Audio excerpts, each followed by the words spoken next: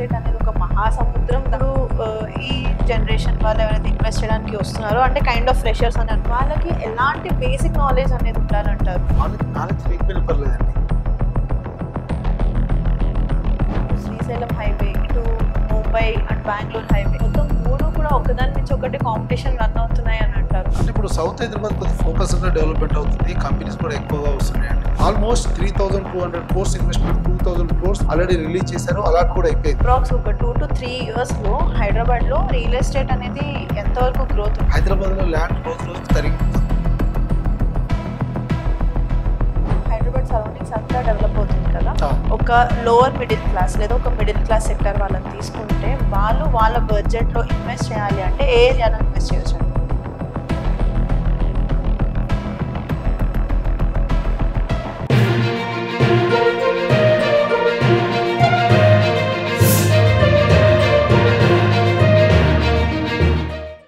వరకు మనం డిస్కస్ చేసిన పాయింట్స్ లో రియల్ ఎస్టేట్ అనేది ఒక మహాసముద్రం, దాంట్లో పాజిటివ్స్ నెగటివ్స్ కూడా ఉన్నాయి. కాబట్టి ఫ్రెషర్ గా అంటే ఇప్పుడు ఈ జనరేషన్ వాళ్ళు ఎవరైతే ఇన్వెస్ట్ చేయడానికి వస్తున్నారో అంటే కైండ్ ఆఫ్ ఫ్రెషర్స్ అని అనుకోండి, వాళ్ళకి ఎలాంటి బేసిక్ నాలెడ్జ్ అనేది ఉండాలంటారు? వాళ్ళకి నాలెడ్జ్ లేకపోయినా పర్లేదండి. కాకపోతే ఏంటంటే ఎక్కడ ప్రాపర్టీ కొంటున్నామో ఆ సరౌండింగ్ యొక్క ఇన్ఫర్మేషన్ అంతా కూడా మీకు ఎవరైతే అడ్వైజర్ నుంచి పూర్తిగా తెలుసుకునే అవకాశం ఉంటుంది. ఎందుకంటే ఆ ప్రాపర్టీ అడ్వైజర్ ఆ పర్టికులర్ ఏరియాలో ఆ ప్రాజెక్ట్ సరౌండింగ్ లో జరుగుతున్నటువంటి ప్రతి యాక్టివిటీ మీద ఫోకస్ లో ఉంటాడు. ఎందుకంటే ప్రతి డెవలప్మెంట్ యాక్టివిటీస్ తను అబ్జర్వ్ చేస్తుంటాడు, ఆ డెవలప్మెంట్ ఏం జరుగుతుందో చెప్పగలుగుతాడు క్లయింట్ కి.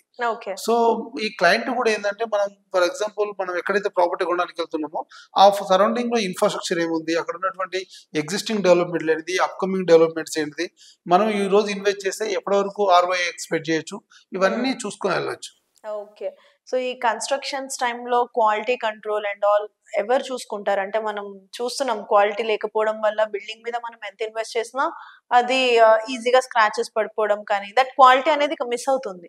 సో ఇవన్నీ అసలు ఎవరు చూడాలి, ఎందుకు అవి మిస్ అవుతున్నాయి? అంటే గవర్నమెంట్ బాడీస్ వాళ్ళు చెక్ చేస్తే రెగ్యులర్ గా వెళ్తుంటే చెక్ చేస్తుంటాయి. ఎవరో అంటే ఇప్పుడు అట్లా అని చెప్పి క్వాలిటీ కంట్రోల్ ఎప్పుడు బిల్డింగ్ దగ్గర కూర్చోలేరు కదా. సో ఎందుకంటే ఇప్పుడు క్వాలిటీ కంట్రోల్ అనేది వాళ్ళ బ్రాండింగ్ అండి. ఓకే. అంటే కన్స్ట్రక్షన్ అవుతున్న టైం పీరియడ్ మొత్తానికి ఎన్నిసార్లు ఈ చెకింగ్ అనేది జరుగుతుంది? అట్లా చెప్పలేమండి. వాళ్ళ వీళ్ళు బట్టి ఒకటి ఎప్పుడు కనెక్టివిటీలో ఎన్నిసార్లు అయినా వెళ్ళి రావచ్చు. ఇప్పుడు దాని మీద రేరా కూడా అడుగుతుంది, మీరు ఏ టైప్ ఆఫ్ ఐరన్ వాడుతున్నారు, ఏ టైప్ ఆఫ్ సిమెంట్ వాడుతున్నారు, ఎంత గ్రేడ్ వాడుతున్నారు, ఇదంతా కూడా రేరాలో కూడా ఇంప్లిమెంటేషన్ ఉందండి. అది ఒకవేళ వాళ్ళు వెళ్ళినప్పుడు చెక్ చేసినప్పుడు ఆ కండిషన్ లో కనుక వీళ్ళు ఏదైతే చెప్పారో ముందు రేరాకి ఇచ్చిన ఇన్ఫర్మేషన్ కనుక రాంగ్ ఉంది అనుకోండి, వాళ్ళు పెనాల్టీ చేసే అవకాశం ఉంది, ఆ రేరాను కూడా క్యాన్సిల్ చేసే అవకాశం ఉంది. Okay. So coming to highways topic అండి, ఇప్పుడు శ్రీశైలం హైవే, ఇటు ముంబై, అటు బెంగళూరు హైవే మొత్తం మూడు కూడా ఒకదాని నుంచి ఒకటి కాంపిటీషన్ రన్ అవుతున్నాయి అని అంటారు. మరి మీ పాయింట్ ఆఫ్ వ్యూ లో ఏది బెస్ట్, ఎక్కడ ఇన్వెస్ట్ చేస్తే బెస్ట్ అంటారు? అంటే ఇప్పుడు సౌత్ హైదరాబాద్ కొద్దిగా ఫోకస్ గా డెవలప్మెంట్ అవుతుంది, కంపెనీస్ కూడా ఎక్కువగా వస్తున్నాయండి. ఇప్పుడు రీసెంట్ గా మనం లాస్ట్ 10 years నుంచి మనం ఫార్మా సిటీ అనే పేరు విన్నాం. సో వాళ్ళ ఏంటంటే గ్రీన్ ఫార్మా డెవలప్ చేద్దాము ఈ ఏరియా అంతా అనేది లాస్ట్ గవర్నమెంట్ ఉద్దేశం. ఈ కొత్తగా వచ్చినటువంటి ఈ కాంగ్రెస్ గవర్నమెంట్ వాళ్ళ ఉద్దేశం ఏంటంటే హైదరాబాద్ కు, గచ్చిబౌలికి, ఇంటర్నేషనల్ ఎయిర్పోర్ట్ కు దగ్గరగా ఉన్నటువంటి ఈ రెసిడెన్షియల్ జోన్ అంతా కూడా ఫార్మా సిటీకు లేదా కంపెనీస్ కి చేయడం వల్ల ఏంటంటే ఎంత కాదన్నా పొల్యూషన్ డెవలప్ అవుతుంది, పొల్యూషన్ వల్ల ఇష్యూస్ ఉంటాయి కదా. ఇక్కడ కంప్లీట్ ఎకోసిస్టమ్ డెవలప్ చేసేసి ఇక్కడ ఉన్నటువంటి IT కంపెనీలో కొంత ఇద్దాము, డేటా సెంటర్ కొంత బాగా ఇద్దాము, ఇన్సూరెన్స్, ఫైనాన్స్, ఇట్లా సెక్టార్ వైజ్ గా డివైడ్ చేశారు. 14 కేటగిరీస్ డివైడ్ చేశారు. 14 కేటగిరీస్ డివైడ్ చేసి ఆల్రెడీ మీరు చూసవచ్చు రీసెంట్ గా స్కిల్ యూనివర్సిటీకి శంకుస్థాపన చేశారు. ఆల్రెడీ అమెజాన్ డేటా సెంటర్ మీర్ఖాన్పేటలో ఉంది. ముచ్చర్ల కంప్లీట్ AI సిటీకి ఇచ్చారు. బయోడైవర్సిటీకి అక్కడ కొంత ల్యాండ్ కేటాయించారు. దట్ ఏంటంటే అక్కడ కొంత ఎక్కువ భాగం కన్జర్వేషన్ జోన్ ఉంటుంది, తక్కువ భాగం రెసిడెన్షియల్ జోన్ ఉంటుంది. 60% కన్జర్వేషన్ జోన్ ఉంటే 40% రెసిడెన్షియల్ జోన్ ఉంటుంది. దట్ ఎయిర్పోర్ట్ కు దగ్గరగా ఉంటుంది. తుక్కుగూడ, మహేశ్వరము, ఇటు ఆదిబట్ల, కుంగరకల ఇదంతా కూడా రెసిడెన్షియల్ జోన్ చాలా బాగా డెవలప్ అవుతున్నది. మీకు అదే ఆదిబట్లకు వచ్చేసరికి TCS ఉంది. సో ఇదంతా కూడా ఏంటంటే రెసిడెన్షియల్ గా బాగా స్కోప్ ఉన్నటువంటి ఏరియా, విల్లా కమ్యూనిటీ పెరుగుతుంది. దట్ అక్కడ కొంత వైట్ కలర్ ఎంప్లాయ్మెంట్ జనరేట్ చేయగలిగితే మనం ఇంకొక సిటీని డెవలప్ చేయొచ్చు. సైబరాబాద్, హైదరాబాద్ లెక్క ఫోర్త్ సిటీ అని చెప్పి దాన్ని డెవలప్ చేస్తున్నారు. దాంట్లో భాగంగానే ఈ మధ్య కాలంలోనే హైదరాబాద్ గ్రీన్ ఫీల్డ్ హైవేస్ వస్తున్నాయి. దాంట్లో ఎగ్జిట్ నెంబర్ 13 రావిర్యాల నుంచి మొదలుకుంటే మనకు ఆమన్గల్ 41.5 కిలోమీటర్స్ డిస్టెన్స్ మొత్తం కూడా ఈ గ్రీన్ ఫీల్డ్ హైవే డెవలప్ చేస్తున్నారు. ఈ 41.5 కిలోమీటర్ డిస్టెన్స్ అంతా కూడా మనకు 330 ఫీట్ రోడ్ చేస్తున్నారు. ఈ 330 ఫీట్ రోడ్ వచ్చేసిందంటే మనకు రావిర్యాల ఎగ్జిట్ నెంబర్ 13, కొద్దిగా ముందుకు వచ్చేది కొంగర్కలాన్, రంగారెడ్డి జిల్లా కలెక్టరేట్, పక్కనే ఫాక్సికాన్ ఉంది, 1,00,000 ఎంప్లాయ్మెంట్ క్రియేట్ చేసేవాడి ఫాక్సికాన్. దాని పక్కనే కేన్స్ సిస్టమ్స్ ఉన్నది, అది వచ్చేసి మనకు సెమీ కండక్టర్స్ రీసెర్చ్ చేసేటువంటి సంస్థ. అవతల వైపు ఆదిబట్లో వచ్చేసి టీసీఎస్ ఉంది, 60,000 ఎంప్లాయ్మెంట్ క్రియేట్ చేసే సంస్థ. ఈ నుంచి కొద్దిగా ముందుకెళ్ళినట్టు మీకు లేమూరు, రాచలూరు ఉంటుంది, ఆ తర్వాత మీర్ ఖాన్పేట ఉంటుంది. మీర్ ఖాన్పేటలో స్కిల్ యూనివర్సిటీ ఉంది, ఇంటర్నేషనల్ స్టేడియం కట్టబోతున్నారు అక్కడ. దాని పక్కనే అమెజాన్ డేటా సెంటర్ ఉంది. ఆ నుంచి కొద్దిగా ముందుకెళ్ళినట్టు మీరు చూసినట్టయితే ముచ్చర్ల ఏఐసిటీ వస్తుంది, ఆ తర్వాత కడతాల్ తర్వాత మనకు ఆమన్గల్.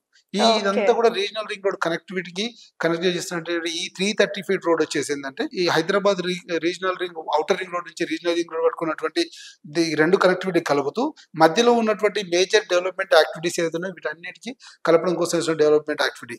ఆల్మోస్ట్ 3,200 కోర్స్ ఇన్వెస్ట్మెంట్ తో ఈ రోడ్డు శాంక్షన్ అయిందండి. రీసెంట్ గానే ఒక 10 days back 2,000 crores already release చేశారు, అలాట్ కూడా అయిపోయింది.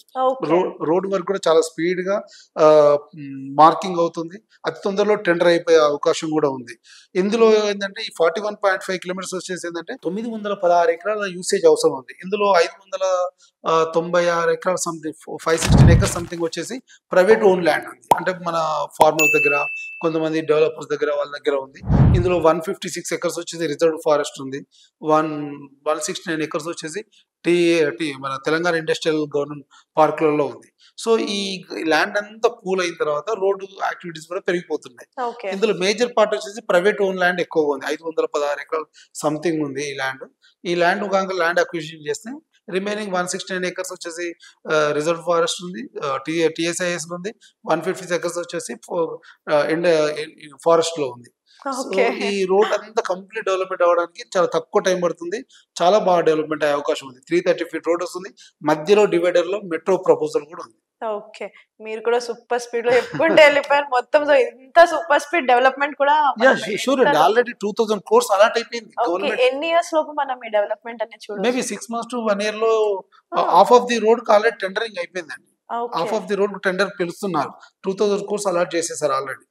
ఈ రోడ్ కనుక అయితే ఆ రోడ్ అంటున్నటువంటి ఏదైతే చెప్పానో నేను, రావిర్యాల, ఆదిబట్ల, కుంగర్కలాన్, లేమూరు, రాచలూరు, కడతాలు, కందుకూరు, ఇవన్నీ కూడా, ఎందుకంటే ఇందులో 14 విలేజెస్ యాడ్ అవుతున్నాయి, 6 మండల్స్ యాడ్ అవుతున్నాయి. సో ఇవన్నీ కూడా డెవలప్మెంట్ అయ్యే అవకాశం ఎక్కువగా ఉంటుంది. ఎందుకంటే ఈ రోడ్ ఇంపాక్ట్ అనేది ఆ పర్టికులర్ ఏరియాస్ మీద పడుతుంది, ఆ సరౌండింగ్ డెవలప్మెంట్ మీద, అర్బనైజేషన్ మీద, సాటిలైట్ టౌన్షిప్స్ వచ్చే అవకాశం కూడా ఉంది. దట్ ఇవన్నీ డెవలప్మెంట్స్ వస్తున్నాయి కదా. ఓకే, మీరు 6 months to 1 year అంటున్నారు కదా, అప్రాక్స్ ఒక 2 to 3 years లో హైదరాబాద్ లో అంటే పర్టికులర్ గా హైదరాబాద్ లో రియల్ ఎస్టేట్ అనేది ఎంత వరకు గ్రోత్ ఉండదు? ఇప్పుడు తీసుకున్న లాస్ట్ 10 years నుంచి కంపేర్ చేసిన వాళ్ళకి ఆఫ్టర్ కోవిడ్ తర్వాత మీరు రిజల్ట్ చూస్తారు, వాళ్ళు ఎవరో 3,000 5,000 తీసుకున్న వాళ్ళు 30,000 40,000 50,000 అమ్ముతున్నారు. సేమ్ ఇంతకు మించి ఇంపాక్ట్ ఉంటుంది, ఎందుకంటే హైదరాబాద్ లో ల్యాండ్ రోజు రోజుకి తరిగిపోతుంది. ఇవాళ ఏ ప్రాపర్టీ కొనాలన్నా మనము తక్కువ ప్రైస్ లో ప్రాపర్టీ కొనాలంటే డిస్ట్రిక్ట్ హెడ్ క్వార్టర్ పోవాల్సి వస్తుంది. హైదరాబాద్ చుట్టూ చిన్న పెద్ద కలిపి ఆల్మోస్ట్ 14 నేషనల్ హైవేస్ ఉన్నాయి. సో 14 నేషనల్ హైవేస్, ప్రతి హైవేకి 60 to 100 కిలోమీటర్ డిస్టెన్స్ లో ఓ డిస్ట్రిక్ట్ హెడ్ క్వార్టర్ వచ్చింది, old district head quarters. Like ఇప్పుడు మనం వరంగల్ చూసుకున్నాం అనుకోండి, భువనగిరి డిస్ట్రిక్ట్ హెడ్ క్వార్టర్ అయింది, జనగాం డిస్ట్రిక్ట్ హెడ్ క్వార్టర్ అయింది, అప్పటి వరకు జనగాం వరకు వరంగల్ డిస్ట్రిక్ట్ హెడ్ క్వార్టర్ ఉండేది. సో ఎక్కడ డెవలప్మెంట్ అక్కడే సింక్రనైజ్ అయి ఉంటుంది కదా. సో అక్కడ ఇప్పుడు జనగాం ఉంది అనుకోండి, జనగాం కనెక్టివిటీ ఏంటి, ఇటు వరంగల్ రావచ్చు, అటు సూర్యాపేటకి వెళ్ళొచ్చు, ఇటు సిద్దిపేటకి వెళ్ళొచ్చు, హైదరాబాద్కి రావచ్చు. సో అటు మిడిల్ ఆఫ్ ది పాయింట్ ఏది కదా, ఈ రీజనల్ రింగ్ రోడ్ వచ్చిన తర్వాత ఏమవుతుందంటే అక్కడ ఒక ఫార్మా సెట్ చేస్తున్నారు, అక్కడ ప్లాస్టిక్ ఇండస్ట్రీ ఇస్తున్నారు, తోల పరిశ్రమలు ఇస్తున్నారు. సో దాంతోపాటు ఏంటంటే డిస్ట్రిక్ట్ అడ్మినిస్ట్రేషన్ మొత్తం అక్కడే ఉంటుంది. సో అక్కడ ఎంత కాదన్నా ఇన్వెస్ట్ చేసిన వాళ్ళకు 40 to 50% గ్రోత్ అయితే అక్కడ వస్తుంది. సో ఇట్లే కంపేర్ హైదరాబాద్ 360 డిగ్రీస్ చూసినట్టయితే ప్రతి హైవేకి అది ఇంప్లిమెంట్ అవుతుంది. ఓకే.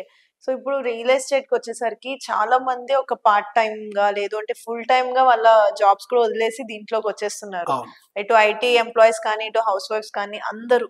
సో వాళ్ళకి మీరిచ్చే సజెషన్ ఏంటి? అంటే రియల్ ఎస్టేట్‌లో ఎంత చేస్తే అంత ఉందండి. రియల్ ఎస్టేట్ అనేది ఓపెన్ ఫ్లాట్ అనేది ఒక సెగ్మెంట్ కాదు కదా! రియల్ ఎస్టేట్‌లో మొదలుకుంటే అపార్ట్మెంట్స్ ఉన్నాయి, విల్లాస్ ఉన్నాయి, ఓపెన్ ఫ్లాట్స్ ఉన్నాయి, ఫార్మ్ ల్యాండ్స్ ఉన్నాయి, రెంటల్ ప్రాపర్టీస్ ఉన్నాయి, అగ్రీమెంట్ ప్రాపర్టీస్ ఉన్నాయి. చాలా సెగ్మెంట్ ఉంది ఇందులో. ఎక్కడైనా చేయొచ్చు, వర్క్ చేయొచ్చు. ప్రాబ్లమ్ ఉండదు. ఓకే. డెడికేషన్ ఒకటి ఉంటే డెడికేషన్ ఉండాలి. సరిపోతుందంటారు. సిన్సియారిటీ, డెడికేషన్, టైం, పేషెన్స్ ఇవన్నీ ఉండాలి. ఇక్కడ నిలబడాలి. ఇక్కడ ఏందంటే టైం తీసుకుంటుంది ఇక్కడ. ఎందుకంటే అవగాహన రావడానికి టైం పడుతుంది ఇక్కడ. అవును. సో అంటే పర్టిక్యులర్‌గా ఇప్పుడు అన్ని మొత్తం హైదరాబాద్ సరౌండింగ్స్ అంతా డెవలప్ అవుతుంది కదా! అవును. ఒక లోవర్ మిడిల్ క్లాస్ లేదా ఒక మిడిల్ క్లాస్ సెక్టార్ వాళ్ళని తీసుకుంటే వాళ్ళు వాళ్ళ బడ్జెట్‌లో ఇన్వెస్ట్ చేయాలి అంటే ఏ ఏరియాలో ఇన్వెస్ట్ చేయొచ్చంటారు? అంటే ప్రతి ఏరియాలో కూడా ఒక లోయెస్ట్ ప్రాపర్టీ అని ఉంటుందండి. నేనేం చెప్తానంటే మన దగ్గర 10 లాక్సే ఉన్నాయి. మీరు 10 లాక్స్ వర్త్ ఉన్న ప్రాపర్టీ దొరుకుతాయి. ఓకే. డెఫినిట్‌గా 10 లాక్స్ ప్రాపర్టీ దొరుకుతాయి. ప్రతి హైవేలో 10 లాక్స్ ప్రాపర్టీ దొరుకుతాయి.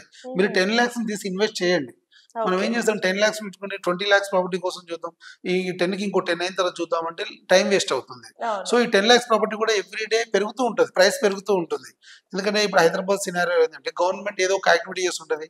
ప్రైస్ పెరుగుతూ ఉంటుంది. ఇప్పుడు ఇప్పటివరకు లాస్ట్ 1 ఇయర్ నుంచి హైదరాబాద్ మార్కెట్‌లో ప్రైసెస్ ఇంప్రూవ్ కాలేదు. పెంచలేదు. ఎవరు కూడా ఇంక్రీజ్ చేయలేదు. ఎందుకంటే మార్కెట్ కొద్దిగా స్తబ్దత ఉంది. ఎలక్షన్స్ వచ్చాయి. ఆ తర్వాత హైడ్రా వచ్చింది. ఆ తర్వాత కొంచెం ఫైనాన్షియల్‌గా పబ్లిక్ కూడా కొంచెం పానిక్ అవుతున్న ఉద్దేశంతో ఏంటంటే వాళ్ళ ప్రాఫిట్ తగ్గించుకుంటూ ప్రాపర్టీ సేల్ చేసుకుంటూ వస్తున్నారు తప్ప ఎక్కడ కూడా ప్రైస్ పెంచలేదు. సో డెఫినెట్‌గా మార్కెట్ కొద్దిగా పాజిటివ్ కనపడుతుంది అనుకోండి. డెఫినెట్‌గా పెంచేస్తారు. రేట్ పెంచేస్తారు. సో ఇప్పుడు కొనుక్కోవడం వల్ల ఈ 1000 రూపీసో 500 మీకు యాడ్ అనే కదా! మీ ప్రాఫిట్‌లో ఉన్నట్టే కదా! లేదు మీరు కొనుక్కున్న ప్రైస్‌లో ఆ బిల్డర్ ఏదైనా తగ్గించి ఇచ్చాడనుకోండి, గుడ్ విల్ కింద మంచి ప్రైస్ ఇచ్చాడనుకోండి, ఆయన ఆల్రెడీ ఎగ్జిస్టింగ్ ఉన్న ప్రైసు లేదా పెంచిన ప్రైస్ 2 మీకు యాడ్ ఆన్ అవుతాయి కదా! అది ఇంక్రిమెంటలే కదా మీకు. ప్రాఫిట్‌లో ఉన్నట్టే కదా! సో ఇది రైట్ టైం. ఎవరైనా భూమి కొనాలి, ఇప్పుడు కొనుక్కుంటే మంచిదా కాదని డెఫినిట్‌గా మంచిదే. ఇప్పుడు తక్కువ ప్రైస్‌లో వచ్చే అవకాశం ఉంటుంది. ఓకే. సో ఈ రియల్ ఎస్టేట్ సెక్టార్‌లో మీకు ఎన్ని ఇయర్స్ ఎక్స్‌పీరియన్స్ ఉంది? నేను 11 ఇయర్స్ నుంచి ఉన్నానండి ఇక్కడ. ఓకే. సో అంటే మొత్తం అన్ని కేటగరీస్ ఎలాంటి డౌట్స్ ఉన్నా మేము మీకు కాంటాక్ట్ చేస్తే షూర్ డెఫినిట్‌గా. Done sir. Thank you so much for this time. Thank you. So చూసారు కదండీ మరి రియల్ ఎస్టేట్ సెక్టార్‌లో మీకు ఎలాంటి డౌట్స్ ఉన్నా కానీ మన రాజేష్ గారిని కన్సల్ట్ చేయొచ్చు. సో కింద స్క్రోల్ అవుతున్న నంబర్‌కి అయితే కాంటాక్ట్ చేసేయండి. ఈ వీడియో గనుక మీకు నచ్చినట్లయితే వీడియో లైక్, కామెంట్, షేర్ చేయండి. ఇలాంటి మరిన్ని ఇంట్రెస్టింగ్ వీడియోస్ కోసం మా ఛానెల్‌ని సబ్స్క్రైబ్ చేసేయండి.